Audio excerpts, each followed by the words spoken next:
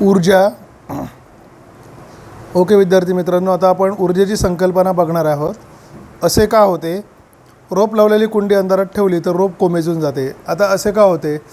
रोप लावलेली कुंडी अंधारात ठेवली तर तिला सूर्यप्रकाश मिळत नाही, त्यामुळे ती प्रकाश संश्लेषण करू शकत नाही. सूर्यप्रकाश हा सुद्धा एक ऊर्जेचा प्रकार आहे, त्याला सौर ऊर्जा म्हणतात. सौर ऊर्जेच्या अभावी वनस्पती स्वतःचं अन्न स्वतः तयार करू शकत नाही, परिणामी तिला पोषणद्रव्य मिळत नाही आणि पोषणद्रव्याच्या अभावी रोप लावलेली कुंडी अंधारात ठेवली तर कोमेजून जाते.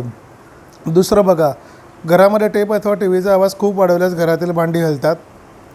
त्याला उत्तर असं आहे की घरामध्ये टेप अथवा टी व्हीचा आवाज खूप वाढवल्यावर त्या आवाजापासून कंपनं निर्माण होतात आणि त्या कंपनांमुळे घरातील भांडी हलतात.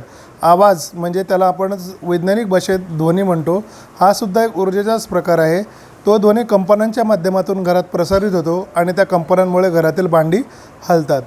त्याच्यानंतर तिसरा प्रश्न बघा, सूर्यप्रकाशामध्ये धरलेल्या बहिर्वक्र भिंगाच्या साहाय्याने कागदावरती प्रकाश एकत्र केल्यास कागद जळतो. त्याला कारण असं आहे, सूर्यप्रकाशामध्ये बहिर्वक्र भिंग जर धरला तर त्या बहिर्वक्र भिंगामुळे सूर्यप्रकाशाचे जे किरण आहेत ते सर्व त्या भिंगामुळे एकत्रित येतात. त्यांचं अपवर्तन होतं त्या भिंगातून. अपवर्तन झाल्यानंतर ते एकत्रित येतात. ते किरण एकत्रित आले की ज्या ठिकाणी सूर्यप्रकाशाचे किरण एकत्रित येतात कागदावरती, तेथील तापमान प्रचंड वाढते आणि ते तापमान इतकं वाढते की तिथे उष्णता निर्माण होते आणि परिणामी तो कागद पेट घेतो आणि म्हणून तो कागद जळतो. पदार्थात असलेले बघा, आता ही व्याख्या आहे महत्त्वाची आहे. पदार्थात असलेली कार्य करण्याची क्षमता म्हणजे त्या पदार्थाची ऊर्जा होय. कार्य आणि ऊर्जेची एकके सारखीच आहेत. काय आहेत? एसआय पद्धतीत एकक जूल तर सीजीएस पद्धतीत अर्ग आहे. बघा, कार्य म्हणजे काय, ऊर्जा म्हणजे काय? पदार्थात असलेली कार्य करण्याची क्षमता म्हणजे त्या पदार्थाची ऊर्जा होय. कार्य आणि ऊर्जेची एकके सारखीच असतात. एसआय पद्धतीत जूल तर सीजीएस पद्धतीत एकक काय आहे? अर्ग आहे. ऊर्जा विविध रूपात आढळते. ऊर्जा कोणकोणत्या रूपात आढळते? ऊर्जा विविध रूपात आढळते, जसे यांत्रिक ऊर्जा, उष्णता ऊर्जा, प्रकाश ऊर्जा, ध्वनी ऊर्जा, विद्युत चुंबकीय ऊर्जा, रासायनिक ऊर्जा, अणु ऊर्जा, सौर ऊर्जा इत्यादी. ओके, कोणकोणत्या प्रकारात आढळते ऊर्जा? उष्णता ऊर्जा, प्रकाश ऊर्जा, ध्वनी ऊर्जा, विद्युत चुंबकीय ऊर्जा, रासायनिक ऊर्जा, अणु ऊर्जा, सौर ऊर्जा इत्यादी. आता आपण इथे पहिला प्रकार जो बघणार आहेत, बघा या पाठात आपण यांत्रिक ऊर्जेचे 2 प्रकार अभ्यासणार आहोत. बरोबर, यांत्रिक ऊर्जेचे 2 मुख्य प्रकार आहेत. एक आहे गतिज ऊर्जा आणि दुसरा आहे स्थितिज ऊर्जा. तर आता आपण इथे बघणार आहे मुलांनो, गतिज ऊर्जा. काय घडेल ते सांगा.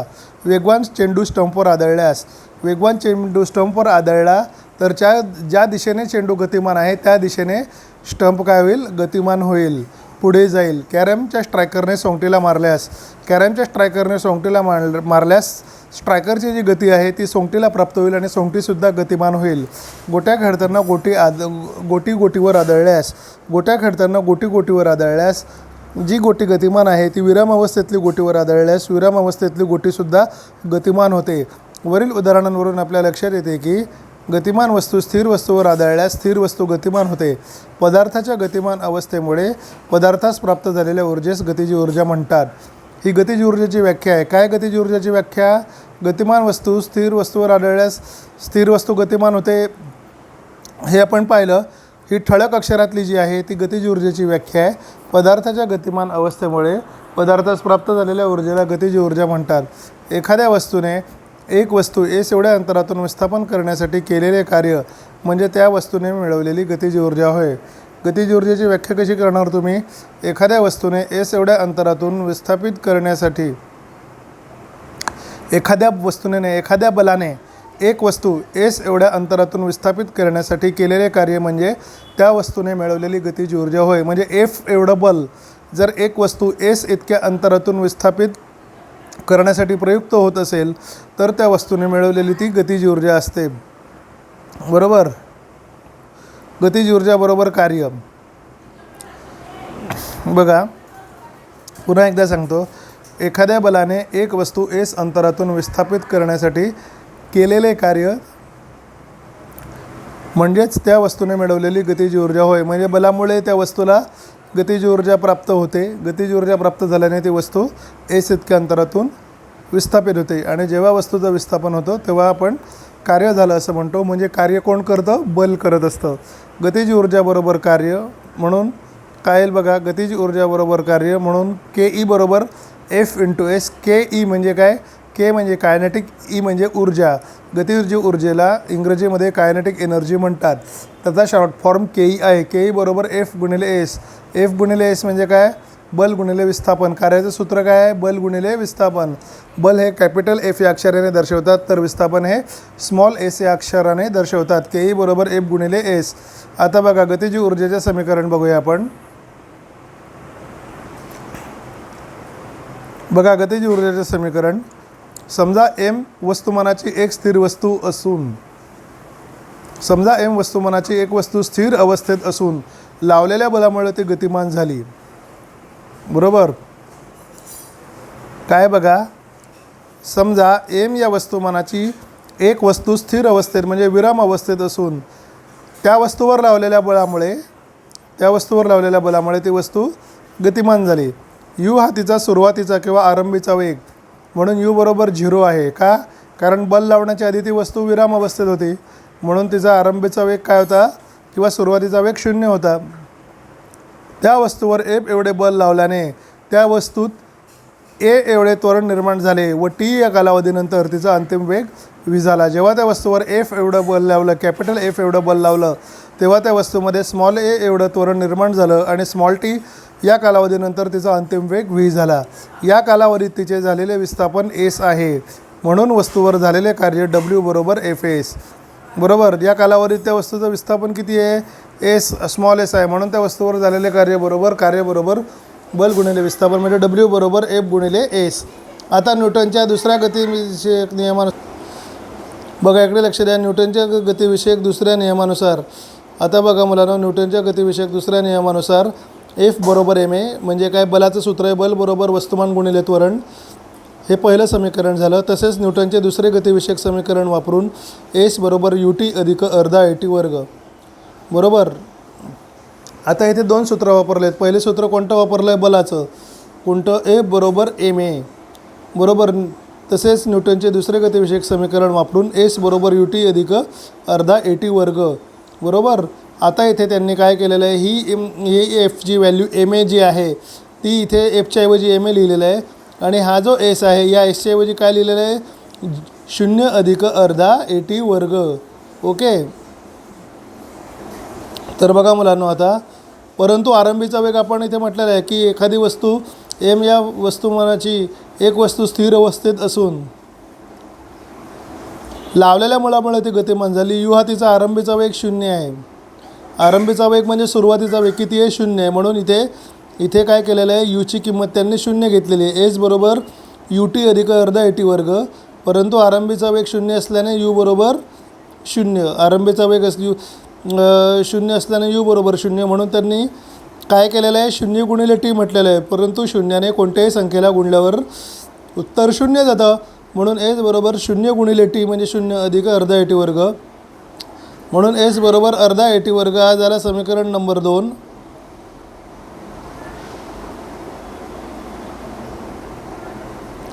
बघा त्याच्यानंतर बघा, म्हणून डब्ल्यू बरोबर एम ए गुणिले अर्धा ए टी वर्ग. आता तिथे डब्ल्यू बरोबर एफ एस आहे की नाही, तर एफची किंमत काय भरली त्यांनी? एम ए भरली आणि एसची किंमत काय भरली? अर्धा ए टी वर्ग भरली. समीकरण 1 व 2 वरून बघा. समीकरण 1 मध्ये एची व्हॅल्यू काय आहे? एफची व्हॅल्यू डब्ल्यू बरोबर एफ एस. बरोबर. आता मी इथे लिहितो डब्ल्यू बरोबर एफ गुणिले एस. मग एफची किंमत काय आहे? समीकरण 1 वरून एम ए, मग एफच्या ऐवजी त्यांनी एम ए लिहिलं, गुणिले एसची किंमत काय आहे? अर्धा ए टी वर्ग समीकरण 2 वरून. मग डब्ल्यू बरोबर एफ एस म्हणजेच डब्ल्यू बरोबर एम ए गुणिले अर्धा ए टी वर्ग. एफच्या आणि एसच्या किमती टाकलेल्या आहेत तिच्यात त्यांनी. त्याच्यानंतर बघा, म्हणून डब्ल्यू बरोबर अर्धा एम गुणिले एचा वर्ग गुणिले टीचा वर्ग. ए गुणिले ए म्हणजे एचा वर्ग आणि टी गुणिले टीचा वर्ग. बरोबर. बघा, म्हणून डब्ल्यू बरोबर अर्धा एम ए गुणिले ए वर्ग आणि गुणिले टीचा वर्ग. ए वर्ग टी वर्गच म्हणजे काय? कंसामध्ये ए टीचा वर्ग. आलं लक्षात? ए वर्ग टी वर्गच म्हणजे कंसामध्ये ए टीचा वर्ग. म्हणून डब्ल्यू बरोबर अर्धा एम गुणिले कंसात एटीचा वर्ग. हे झालं समीकरण नंबर 3. मग न्यूटनच्या गतिविषयक तिसऱ्या समीकरणावरून पहिल्या समीकरणावरून आता न्यूटनचं गतिविषयक पहिलं समीकरण काय आहे? व्ही बरोबर यू अधिक ए टी. पण इथे यूची किंमत 0 आहे कारण वस्तूचा आरंभीचा वेग 0 आहे. म्हणून व्ही बरोबर 0 अधिक ए टी. म्हणून व्ही बरोबर ए टी. म्हणून दोन्ही बाजूचा वर्ग करून व्ही वर्ग बरोबर ए टीचा वर्ग. मग आता इथे ए टीच्या ऐवजी काय लिहिलं त्यांनी? ए टीच्या ऐवजी त्यांनी काय लिहिलेलं आहे? व्ही लिहिलेलं आहे. आता इथे जो ए टी आहे ना, त्या ए टीच्या ऐवजी काय लिहिलेलं आहे त्यांनी?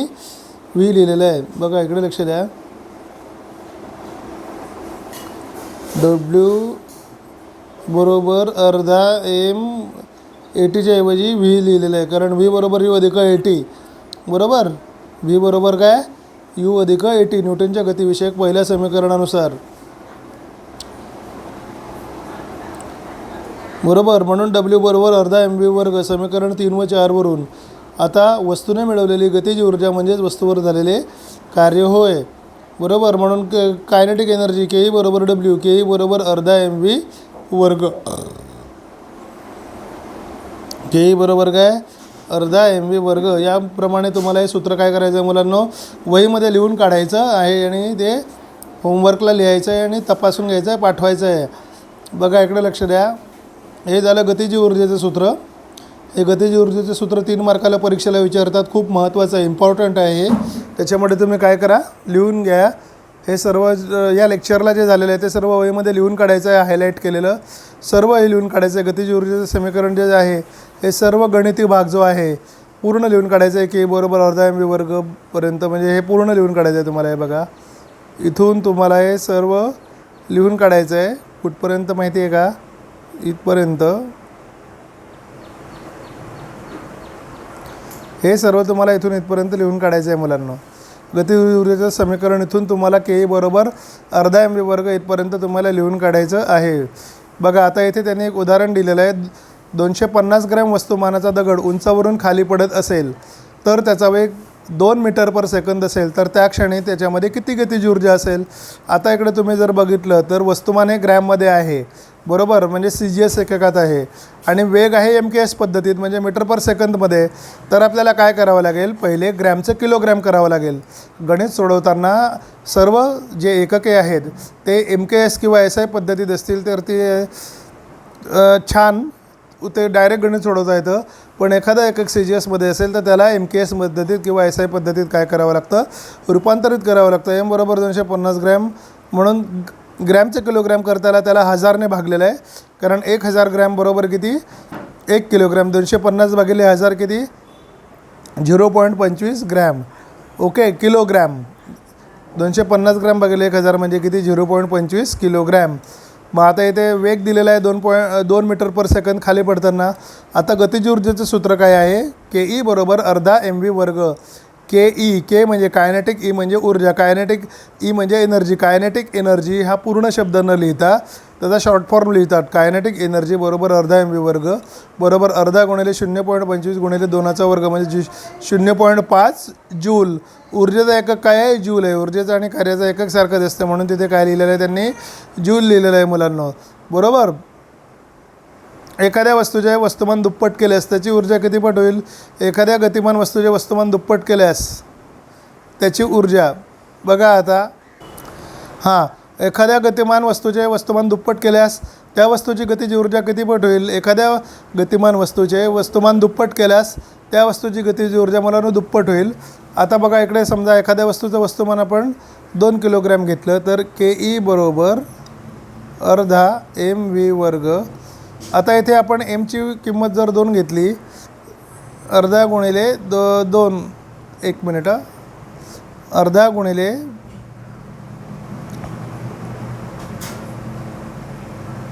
2 गुणिले व्हीचा वर्ग म्हणजे काय होईल? म्हणजे हे 2 कॅन्सल होतील आणि काय राहील? व्ही वर्ग राहील. बरोबर, अर्धा अर्धा कॅन्सल केला तर व्ही वर्ग राहील.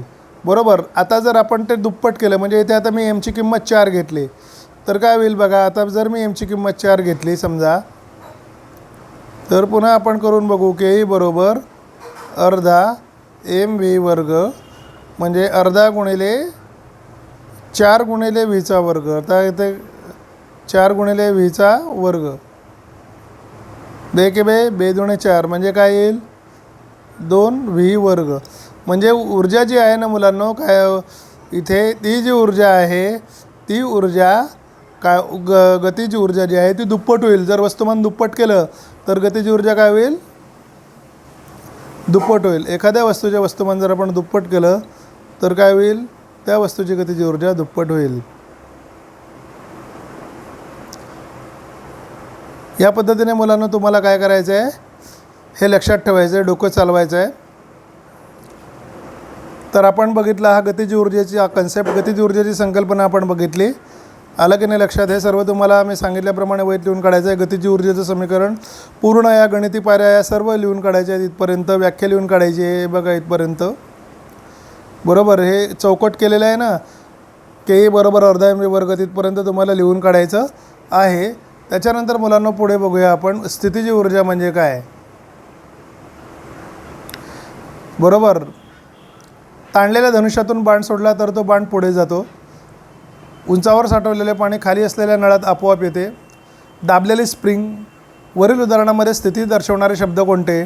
ताणलेल्या धनुष्यातून बाण सोडला स्थिती आहे, दाबलेली स्प्रिंग सोडली स्थिती आहे. या क्रियांमध्ये वस्तू गतिमान होण्यासाठी किंवा उंचावर ठेवलेले पाणी खाली असलेल्या नळात आपोआप येते. वरील उदाहरणामध्ये या स्थिती दर्शवतात. ताणलेला बाण, उंचावर ठेवलेले पाणी, दाबलेली स्प्रिंग या स्थिती दर्शवणारे शब्द येथे. या क्रियांमध्ये वस्तू गतिमान होण्यासाठी लागणारी ऊर्जा कुठून आली बघा. आता जर वस्तू त्या स्थितीत आणल्या नसत्या तर गतिमान झाल्या असत्या का? नसत्या झाल्या. म्हणजे आता जर खाली नळ नसता तर नळात खाली पाणी गेलं असतं का? उंचावरून नाही. धनुष्यातून बाण सोडला असता ताणलेल्या धनुष्यातून तर बाण पुढे गेला असता का? नसता गेला. दाबलेली स्प्रिंग सोडली तर ती गतिमान झाली असते का? नसती. जर त्या स्थितीत वस्तू आणल्याच नसता तर त्या गतिमान झाल्या असत्या का? नसत्या झाल्या. पदार्थाच्या विशिष्ट स्थितीमुळे किंवा स्थानामुळे त्यात जी ऊर्जा सामावलेली असते त्याला स्थितीची ऊर्जा असं म्हणतात. बघा स्थितीची ऊर्जेची व्याख्या बघा. पदार्थाच्या विशिष्ट स्थितीमुळे किंवा स्थानामुळे त्यात जी ऊर्जा सामावलेली असते त्याला स्थितीची ऊर्जा म्हणतात. आणि गतीची ऊर्जा म्हणजे काय बघा. गतीची ऊर्जा म्हणजे की पदार्थाच्या गतिमान अवस्थेमुळे पदार्थास प्राप्त झालेल्या ऊर्जेला गतीची ऊर्जा म्हणतात. आणि स्थितीची ऊर्जा म्हणजे पदार्थाच्या विशिष्ट स्थितीमुळे किंवा स्थानामुळे त्यात सामावलेल्या ऊर्जेला काय म्हणतात? स्थितीची ऊर्जा असे म्हणतात. बरोबर. एक वस्तू जमिनीपासून साधारण 5 सेंटीमीटर उंचीवरून धरा व सोडून द्या. काय होईल? त्या खडूचे 2 तुकडे होणार नाहीत. आता सरळ उभं राहून तो खडू सोडून द्या. तो खडू खाली पडेल जमिनीवर पण त्याचे 2 तुकडे होतील. दोन्ही वेळच्या निरीक्षणांमध्ये कोणता फरक दिसतो? 5 सेंटीमीटरपर्यंत जर तुम्ही खडू धरला आणि सोडून दिला तर तो वस्तू जमिनीवर पडेल परंतु त्याचे 2 तुकडे होणार नाही. पण सरळ उभे राहून जर तो वस्तू आपण सोडून दिला, सरळ उभे राहून तो खडू जर आपण सोडून दिला तर काय होतं की त्या खडूचे 2 तुकडे होतात. का होतात? कारण दोन्ही वेळच्या निरीक्षणांमध्ये उंचीमध्ये फरक आहे. 5 सेंटीमीटर उंची ही आपण उभे राहिलेल्या उंचीपेक्षा कशी असणार? कमी असणार. आपली उंची 5 सेंटीमीटर आहे का नाही? आपली उंची फुटांमध्ये असते. बरोबर आहे की नाही? आपली उंची फुटांमध्ये असते. 2.5 सेंटीमीटर बरोबर 1 फूट. बरोबर आहे की नाही? 2.5 सेंटीमीटर बरोबर 1 फूट. तर 5 सेंटीमीटर सॉरी विद्यार्थी मित्रांनो, 2.5 सेंटीमीटर बरोबर 1 इंच होतो आणि 30 सेंटीमीटर बरोबर 1 फूट होतो. तर 30 सेंटीमीटर बरोबर 1 फूट. मग 5 सेंटीमीटर म्हणजे किती? 1/6 फूट. 1/6 फूट आणि 6 फूट याच्यात किती फरक आहे? बरोबर आहे की नाही? उंचीमध्ये फरक पडतो ना. उंचीमध्ये फरक पडला की मग वस्तू जर खाली पडली तर त्या वस्तूमध्ये सुद्धा आता बघा खडू खाली फेकला 5 सेंटीमीटर उंचीवरून त्याचे 2 तुकडे नाही होणार. पण जर तुमची उंची समजा 6 फूट आहे किंवा 4 फूट आहे तर तुमची उंची किती झाली? 4 × 30 सेंटीमीटर 120 सेंटीमीटर. मग 120 सेंटीमीटरवरून खाली खडू फेकला तर त्याचे 2 तुकडे होतील. 5 सेंटीमीटर उंचीवरून खाली खडू फेकला तर त्याचे 2 तुकडे होणार नाही. म्हणजे उंचीमध्ये बदल दिसतो. कशामध्ये बदल दिसतो? उंचीमध्ये बदल दिसतो. बरोबर. त्याच्यानंतर स्थितीची ऊर्जेचे समीकरण बघा.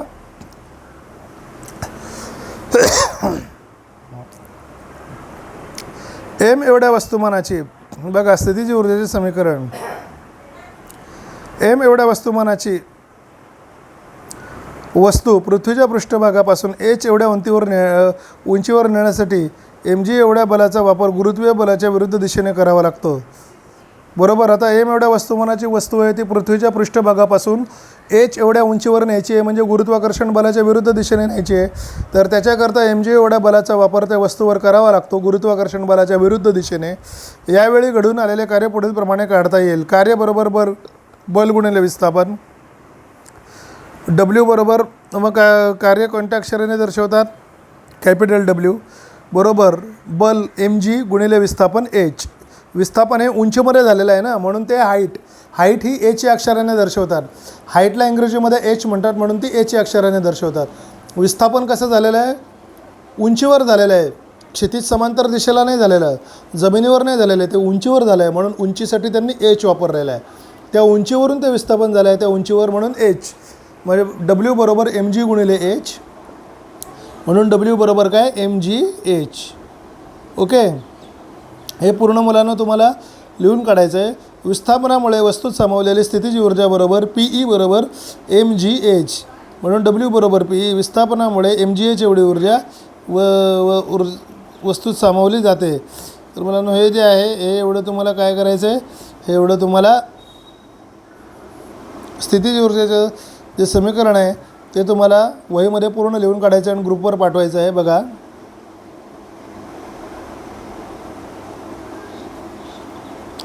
गतिज ऊर्जेचं ज्याप्रमाणे तुम्ही गतिज ऊर्जेची व्याख्या लिहिणार, ज्याप्रमाणे गतिज ऊर्जेची व्याख्या तुम्ही लिहिणार, गतिज ऊर्जेची व्याख्या आणि गतिज ऊर्जेचं समीकरण पूर्ण लिहिणार आहे, त्याचप्रमाणे चौकटीपर्यंत स्थितीज ऊर्जेची सुद्धा व्याख्या लिहायची आहे.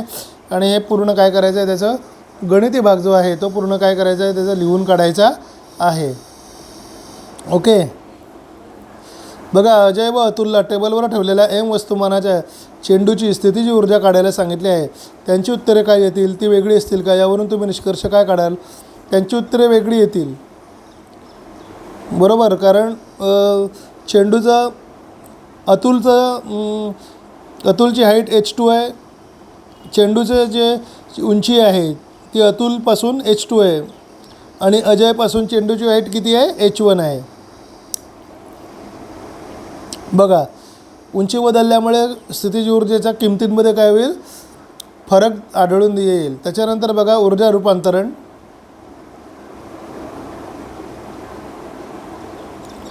ऊर्जेचे विविध प्रकार कोणते आहेत? आता तुम्ही बघितलं ना, उष्णता ऊर्जा, ध्वनी ऊर्जा, सौर ऊर्जा, केंद्रकीय ऊर्जा, रासायनिक ऊर्जा, अशी प्रकाश ऊर्जा, असे ऊर्जेचे विविध प्रकार आहेत.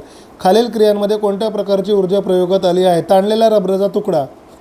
त्याच्यामध्ये मुख्य यांत्रिक ऊर्जेचे 2 प्रकार आहेत, स्थितीज ऊर्जा आणि गतिज ऊर्जा. ताणलेला रबराचा तुकडा स्थितीज ऊर्जा, वेगाने जाणारी मोटर गतिज ऊर्जा, वाफेमुळे वाजणारी कुकरची शिटी, याच्यात तुम्ही उष्णता ऊर्जा पण म्हणू शकतात, गतिज ऊर्जा पण म्हणू शकतात, कारण वाफेमुळे कुकरच्या शिटीला गती प्राप्त झाली म्हणून ती वरती उचलली गेली आणि शिटी वाजते. हवेचा दाब. बरोबर. त्याच्यानंतर दिवाळीत वाजणारे फटाके, याच्यामध्ये 2 ऊर्जा असतात, पहिली प्रकाश ऊर्जा, दुसरी रासायनिक ऊर्जा. त्याच्यानंतर विजेवर चालणारा पंखा, याच्यामध्ये यांत्रिक ऊर्जा आहे, गतिज ऊर्जा. बरोबर. त्याच्यानंतर बघा, म्हणजे याच्यामध्ये काय झालेलं आहे, विजेचं रूपांतर यांत्रिक ऊर्जेत झालेलं आहे. विद्युत ऊर्जा आहे, विद्युत ऊर्जेचं रूपांतर गतिज ऊर्जेत झालेलं आहे. विजेवर चालणारा पंखा. चुंबक वापरून कचऱ्यातील लोखंड बाहेर काढणे, त्याला चुंबकीय ऊर्जा इथे वापरली जाते. जोराने आवाज झाल्यास खिडकीची तावदाने फुटणे, ध्वनी ऊर्जा, कारण आवाज झाल्यावर तो आवाज किंवा ती ध्वनी कंपनांच्या माध्यमातून त्याचा प्रसार होतो आणि त्याच्यामुळे तावदाने फुटणे किंवा कंप पावणे असे प्रकार घडतात. जोराचा आवाज झाला की ऊर्जेच्या एका प्रकारातून दुसऱ्या प्रकारात रूपांतरण करता येते. बघा, उदाहरणार्थ दिवाळीतील फटाके उडवल्यावर त्यातील रासायनिक ऊर्जा, ध्वनी ऊर्जा व प्रकाश ऊर्जा व उष्णता ऊर्जा याच्यामध्ये रूपांतरित होते. बघा, ऊर्जेच्या एका प्रकारातून दुसऱ्या प्रकारात रूपांतरण करता येते. उदाहरणार्थ दिवाळीतील फटाके उडवल्यावर त्यातील रासायनिक ऊर्जा, ध्वनी ऊर्जा, प्रकाश ऊर्जा व उष्णता ऊर्जा याच्यामध्ये रूपांतरण होते. त्याच्यानंतर बघा, यांत्रिक ऊर्जा.